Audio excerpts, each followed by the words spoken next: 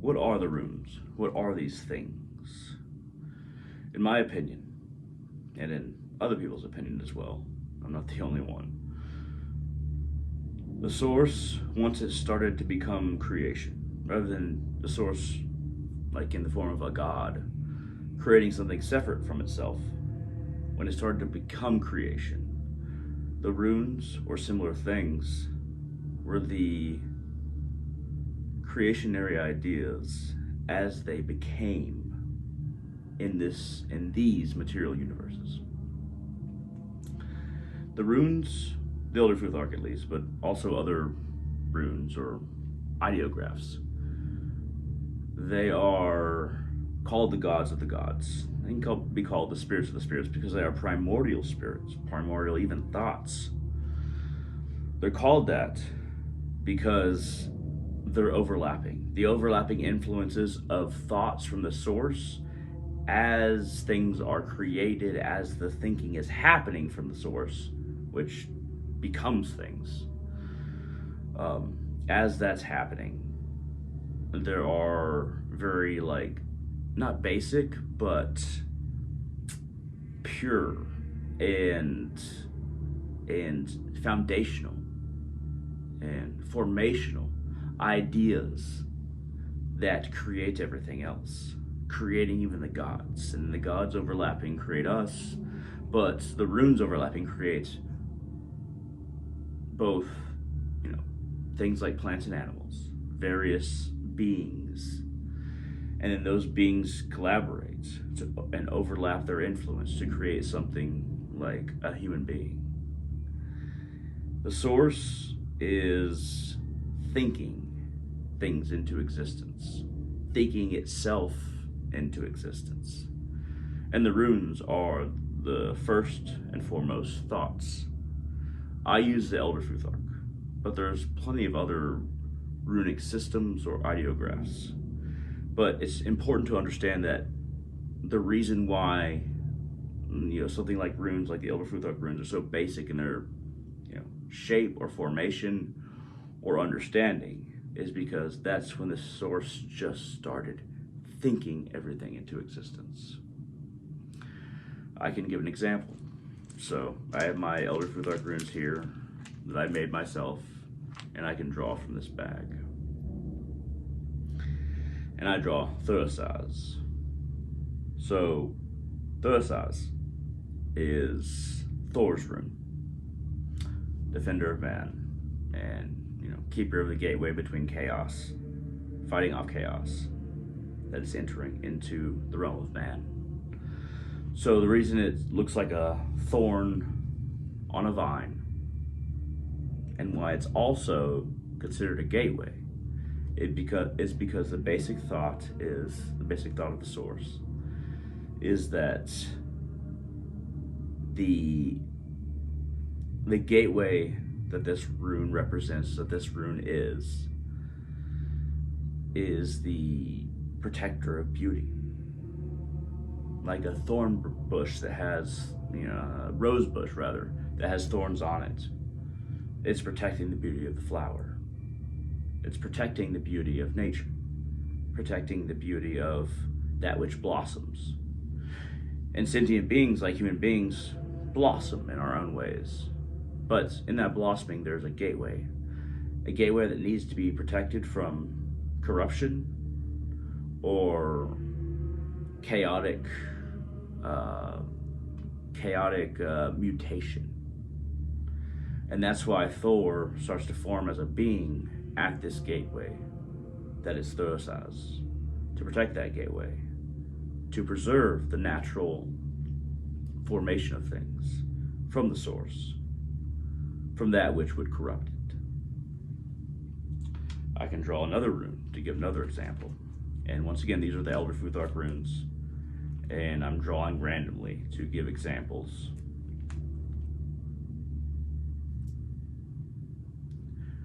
Iwaz. So Awaz is movement, and it's like the capital M. And also we get a lot of our English letters from these runes. But Iwaz is communication. Now, communication is also, strangely, defense. So communication along the world tree, you just see the various dimensions kind of locking. It looks like this because it's locking the top and the bottom and allowing that communication to exist, allowing that connection to exist. And in allowing that connection to exist and locking those, the topmost dimension and the lowermost dimension, this runic spirit, this spirit that was before the gods themselves, is making sure that things are just so that there is an understanding and a communication between the different dimensions, that vibrations go along a certain progression and regression frequency. There's various frequencies that produce the various realms, and then there are various beings also produced by the frequency that can communicate within these realms as Iwas connects them. And you're going to see going to hear from me and understand that this is from other people as well, that a lot of these have to do with communication, but also these runic spirits defend this part of the system, this part of, their pieces of the grander whole, so that the grander whole can be a reflection of the universe in an individual. The next one that I pulled is Jera. So Jera, that is harvest. And this one is probably one of the most blatant, protecting itself things, because it's almost like a yin yang. It's locking itself in kind of collaboration with itself and kind of forming a circle in square-like form, but kind of forming a circle of cooperation with the land. To get a harvest, you must, as an individual, be in cooperation with the land, or you must have a relationship to nature that kind of locks in and continues cyclically. Because as we know, the seasons are cyclical, the earth spins. We have lives that are cyclical. We have certain things that we do, certain rituals that we do when we wake up. It doesn't have to be spiritual or religious. Certain rituals that we do when we wake up, continue about our day so that we can do work, do school, do self-reflection, do personal development, and then we come back to original point, and then we start over again. But a part of Jera, of course, is sleep, because it's locked in, and for human beings, we have to sleep and bring that bottom part up. We go back to source when we sleep, and then when we wake up, we return again to continue on with the the circle of life that we have. And in my rune here, it's not straddled as much as it could be, or it's not as evident that one of these kind of like half triangles should be a little bit above the other one, because it's like a turning thing, cyclical. But this was also like a foundational idea from the source of how things operate and continue to move. And it's called harvest, Jera, because there is something produced. There is food produced, there are ideas produced, there is experience produced for our souls in our everyday lives. And really, experience and realization and understanding is the harvest that sentient beings like man are producing. That's the whole point of nature, both helping us. It's not the whole point of nature. It's not the whole point of plants and animals. But we have to be on the top of the food chain, as it were, because nature on this planet has been trying to produce a species like us, so that the less tangible harvests can be produced. And thus we are producing a harvest of ideas, of understanding, as we are all connected. We're all one, at least in some way. And we are performing our you could say duty, but performing our function of trying to figure things out, because Source wants to figure itself out. So the next one that I pulled out was Potho, or Perth. That is generally described as the rune of initiation. It's in the shape of a dice cup, you know, if it was 2-dimensional, but if 3-dimensional, dice cup, dice, and you're just emptying them onto the plane of life and seeing what you get. So this is often associated with luck, but it's not quite that, because there's a whole lot of things that we put into our dice cup and we don't know what the roll is going to be. In life, we don't know what, you know, when we tip the cup, when we do all the rolls, we're putting, you know, our best hopes, dreams, and efforts into this cup, and then we're tipping it over and rolling for either an event in our lives, a section of our lives, or our lives in general. And we're trying to make sure that we have the best manufactured dice, that we're trying to manufacture our own dice, the best chance that we have to produce a good roll, a good life, a good future, and really a good actualization of, you know, when we reach the end of our lives, a good actualization of all the efforts that we have directed towards a certain goal that can be decided by an individual. That was also a very big part of the source when it started to think everything into existence. Not necessarily speak, because speak doesn't quite make sense, but creation has been thought into existence by the source. I don't like to call it God or a goddess, and I don't like to think of it as something that is completely separate. I like to think of source as something that became, as I've been alluding to. And then we have Wunjo. Wunjo is joy. Now, what's interesting about Wunjo is that if you have a Wunjo facing it, you know, from the opposite direction, basically a capital P that's pointy. If you have two Wunjos facing each other, it makes manas. It makes self-reflection. It makes man. And man's purpose is to self-reflect. That is actually our higher role of consciousness, and that's why we were produced, to reflect and to figure things out. So two Wunjos, two joys, facing each other is manas. But Wunjo in and of itself, it is joy. It is the love of life.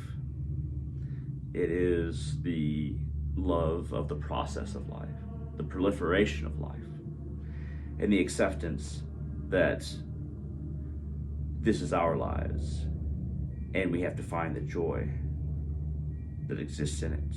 Because all these runes are not just runes for human beings, but for animals, insects, plants.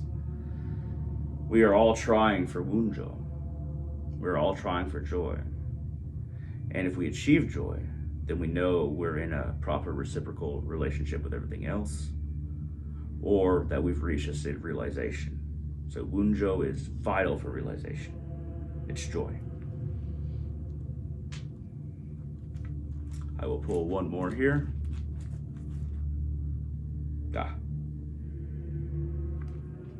Ehwaz. The other one before was Iwaz. This one is Ehwaz, E-H, instead of E-I-H. Ehwaz. That is movement. It is friction. It is the progress.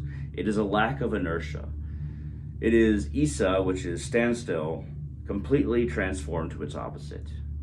Movement along various states of consciousness, various states of becoming, and movement among the different realms along Yggdrasil.